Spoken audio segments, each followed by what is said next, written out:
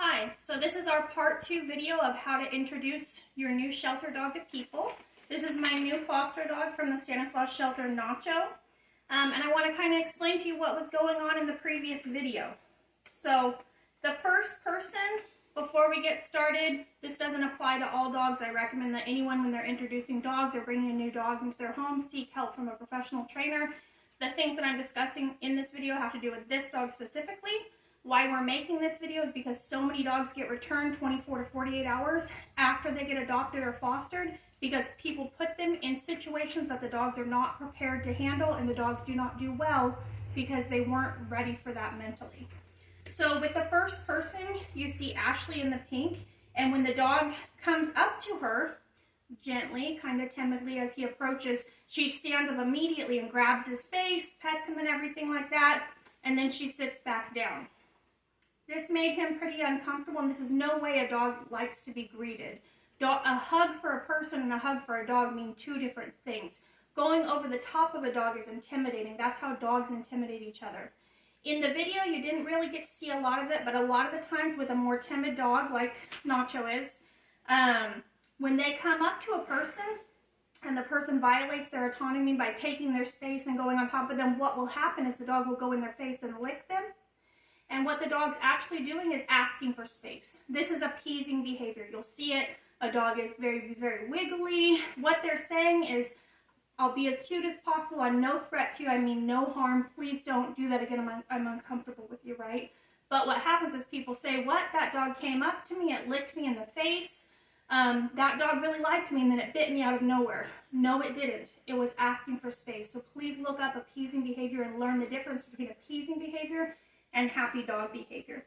With the second person, Debbie, who is my friend and was acting, as she approaches him, she comes directly into his space, toe-to-toe with him, shoulders squared, hands on her hips, intimidating him as she walks past. You can see him immediately retreat and go out of her space. He actually gave her a really nice low growl, but it wasn't caught on the video. I kind of wish it was, because that's what we see dogs get returned for. It growled at my friend, or it growled at my husband, or something like that.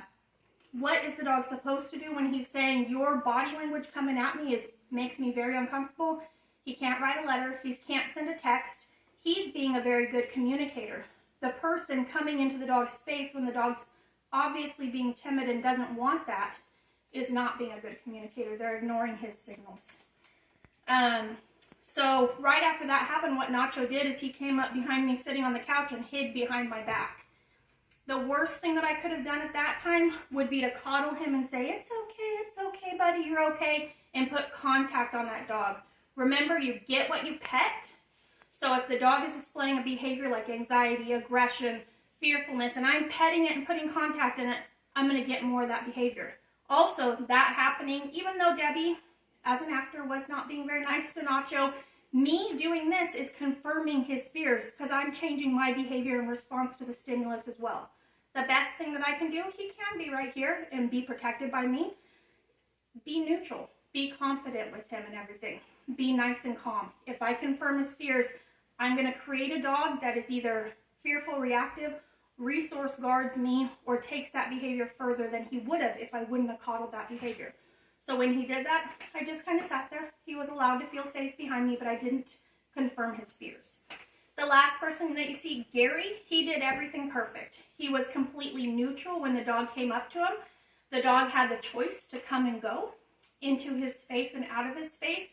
Gary didn't give him any feedback. He didn't stare directly at him. He didn't lean over him. You can see Gary's body language is kind of like this while the dog approaches.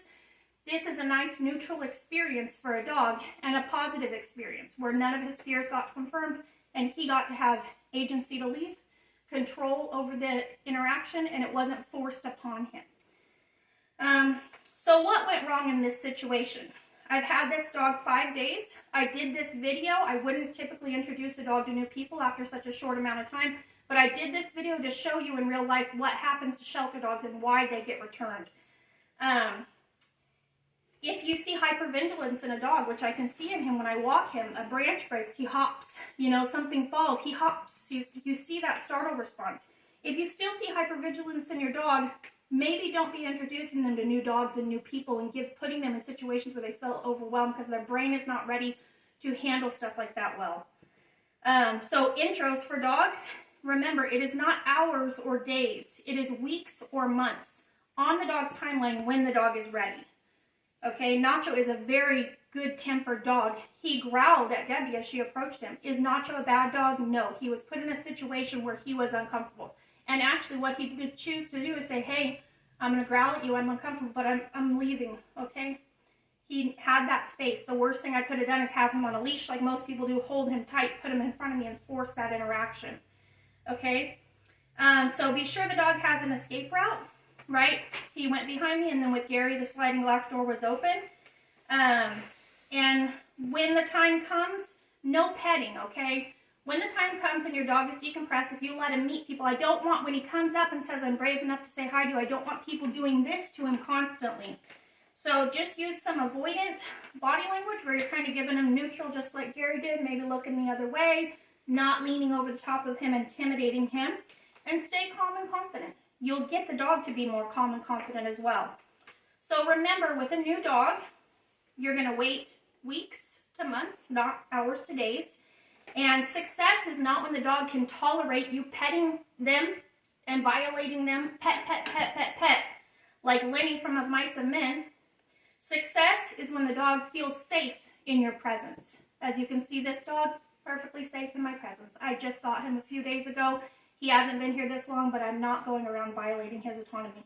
So please comment if you have any more questions, and please continue to follow our Shelter Dog series. Thank you very much.